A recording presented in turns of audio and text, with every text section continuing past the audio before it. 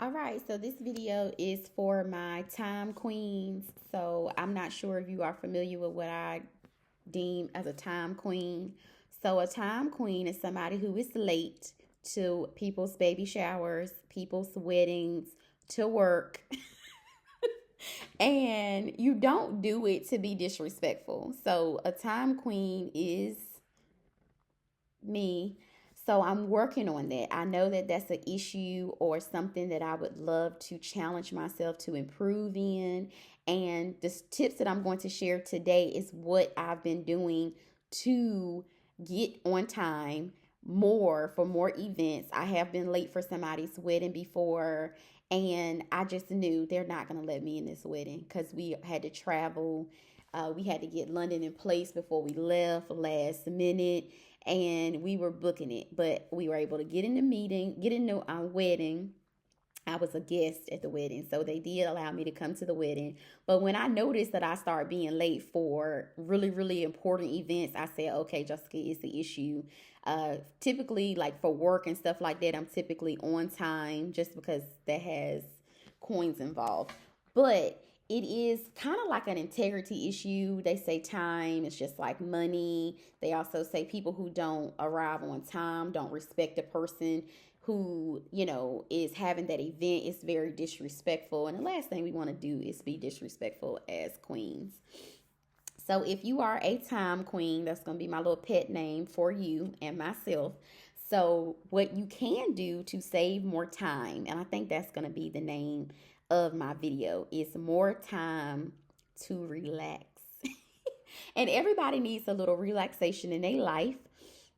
So spring cleaning is where I got this message from because I've been doing a lot of decluttering. I've been cutting boundaries, cutting people out of my life that no longer serve me, my highest good, and very respectfully though. Like, don't ever think that I, fuss people out and tell them I gotta go. I'm always moving and maneuvering in my life very smoothly. I'm a Virgo, so if you believe in astrology and all of that, Virgos, we move very strategically. We are very analytical, critical thinkers. We're very emotional. We like to keep the peace, but when all peace is broken, you can cancel Christmas because we will be exiting stage left very respectfully, unless you take us there. So, spring cleaning, getting items out of your life is what we're going to focus on today. I got plenty of other videos. Just go through them, hundreds of them, and find the ones that are about cutting cords, cutting boundaries, establishing boundaries, and you will learn how to get negative people out your life. But today we're just going to be focusing on clothes and items and things in your house that's just sitting around collecting dust.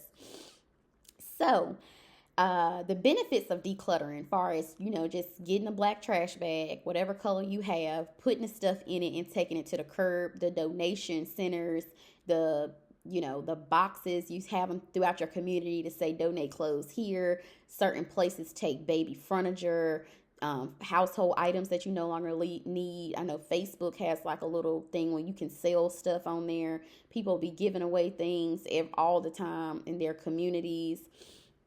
So when you declutter or get rid of those things, you're not just throwing away your money, but you're creating mental space for other stuff to exist in your world. So it says that you will reduce stress and anxiety, and who couldn't live with less stress and anxiety? We have so many other things to stress us out and give us anxiety to worry about. So decluttering reduces your stress and anxiety levels, bring them all the way down. They help improve your sleep. Just when you look around your house and look around your bedroom, if you get an environment in there that is clear and airy, light an incense, light a candle, get some of the clutter out, you'll be able to sleep better. 8 hours is what's recommended for a good mental health activity for the next day. We all can't get 8 hours. I know Steve Harvey said he got some backlash about, you can't be rich and sleep for 8 hours a day because you're going to lose out on a lot of money opportunities. I'm not quite rich just yet, but I do believe that you do have to let your body rebuild for the next day, far as getting enough sleep. So if you can't get the total 8 hours, just set a number of hours to the side to try to get as many hours of sleep as you can to have a good productive day the next day. If you don't get enough hours of sleep, you'll be cranky. Your body and muscles won't rebuild properly, and you may not be able to perform at your high intensity level for the next day. So try to sit, I would say, at least 6.5 hours minimum to make sure that you are getting enough sleep. So decluttering helps you fall asleep faster. It takes 4 hours to get into a deep sleep. So try to give yourself at least 6.5 hours, 7 hours to try to make sure that you are giving your body enough downtime to regroup. It also boosts creativity. Even me just doing, like I said, the spring cleaning, getting some things out of my life that no longer serves me, getting rid of that scarcity mindset, thinking that, oh, I got to hold on to it because I may need it next month.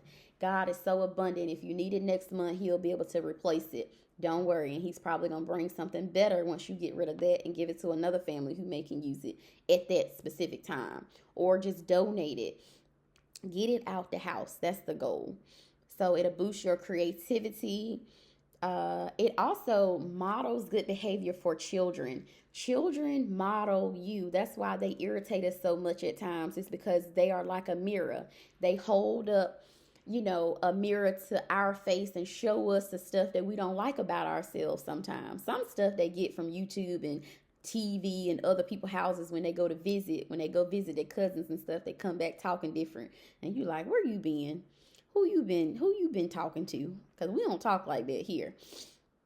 They get with their classmates, get with people at daycare centers, activities, when you take them to gymnastics, cheerleading and stuff like that. They come back talking different. And you like, where you get that from? Because I ain't teach you that. But modeling good behavior as far as decluttering, getting rid of things, showing them that you can throw things away. God is plentiful. He will replenish it. So, don't let stuff stack up in your house till you can't open your door. And that's a little dramatic, but some people do. It's a whole TV show out there called Hoarders. It's not me. That's just what happens. So it also helps reduce stress. Kids have a lot of stress as well. That's why people are taking guns into school. Kids are being bullied. I just had a family member tell me somebody bullied them. Like, you need to raise your kids to not bully other kids, because you never know what's the last thing you can say to somebody to take them over the edge. So believe it or not, kids are going to school, getting bullied. They have high standardized tests that they have to take. They have high anxiety levels. So getting their room to a clear, airy place where they can find their books, they can find their clothes easily, they can find the matches to their shoes. That is my pet peeve. I'm looking for a shoe in the morning and it's under her bed somewhere. We have a designated area on the door. Hang the shoes on the shoe rack. But you have to model that behavior. Remind them, hey, everything has a place in this house. Put things back where it go. And also it helps improve their mental health, even for you. Decluttering, keeping a clean house environment, sticking to a routine, it helps with mental health, the mental health of you, all the way down to your children. Try it and see if it works. Comment below if you realize that decluttering your house and keeping your house organized helps your mental health, if you've experienced that. I know I have. It also helps to reduce the anxiety that children have as well. They won't be rushing. They'll be able to stick to their routine. They won't say, I can't find my field trip paper, because we don't know where it got off to. Try to keep stuff in a specific place. Keep stuff organized and tidy so that they won't have anxiety that their stuff is going to be missing or gone. It helps you find things easier, like I just discussed, something as simple as, a copy of something. The teacher usually only give one permission slip. So if it's lost, you'll have to go back through the channels and get another one. Your keys is another thing that gets missing. I know my little Roku TV remote is one of the things that always goes missing. So try to find a place for things to be and encourage your family members who are not so, gung-ho on keeping things tidy. This is where the remote go. This is where your shoes go. This is where your coats go. And you would think some of this stuff is common sense, but, common sense for people who like to live messy or like to put stuff down and then you have to go behind them and put it up. They not thinking about this. They just thinking about chilling, relaxing. London come in, she start kicking her shoes off. I'm like, girl, just keep on walking to your room and take them off there. And put them on the shoe rack, please, with a smile. And less confusion. It is so discombobulating when you have got dressed, You are heading out the door. You can't find your pocketbook. You don't know where your favorite lip gloss got off to. You looking for your keys, your glasses, because you can't drive at night without them. That's me. These things create confusion. Now you are agitated or tense because you already probably a time queen. So you press for time.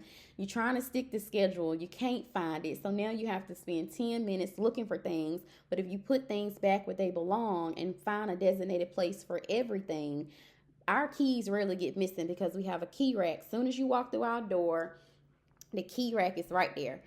Put the key there. You'll know where it is in the morning. So, that'll eliminate some of the confusion about where stuff is. We have the refrigerator, put important papers like your, field trip papers and things that may have a cost attached to it that we're going to get to later. An important bill, FYI, don't forget to grab that before you leave. You can maybe create like a little sticky note or just put it on the fridge, a little note to remind yourself not to forget certain stuff. And for my time queens, it helps us be on time because we're not confused. We don't have high anxiety. We don't have stress. We're not worried about anything. We're not so frustrated by the time we get dressed that we can't find our items around our houses that we need. Our kids are more organized. Their stress levels are low. We have no anxiety about going to this event. We're not going to be late for people's weddings anymore. We're not going to be late for work anymore. Decluttering is just going to help our life thrive. Help our lives thrive. So I just really wanted to get on and share about decluttering, the benefits of it, because sometimes people will get on and say, oh, you should do this, oh, you should do that. But this is more in detail of some of the benefits of decluttering, why you should do it. If you need help to further discuss these things, or you want my perspective, or, I'm a researcher. I think getting your master's and getting higher education, it just makes you really thrive on research. So I'm all about research, all about learning ways to help myself, and I'll share things that help me to help the next person. These things that I'm sharing, I do it from the graces of my heart, and I hope that it helps somebody on today. If this is your first time visiting, hello, welcome. Come back here tomorrow. I'm going to be sharing something interesting like I did on today. I'm up here every day on the same step, waiting for God to blow me up, okay? So if you want to contribute to that, go ahead and press the subscribe button. Come back tomorrow, comment. And if you want to have a one-on-one coaching session, I'm there. I got my website in the bottom of the description. Share my information. Somebody who may need to watch a video like this. If you know any hoarders out there, don't talk about them, or, don't say, well, you need to do this and Coach Jess said you need to do that. Just be mindful of how you pass on information, because some topics are a little touchy for people where you can just throw stuff away easily, but some people, they may be having that scarcity mindset and may not be able to discard things or donate things or throw things away as easy as the next person. So just have some grace. It's all in fun. We're all just here to try to improve our mental health and share little tips. It may work for you, may not work for the next person, but I appreciate you for watching this video to the end. God bless.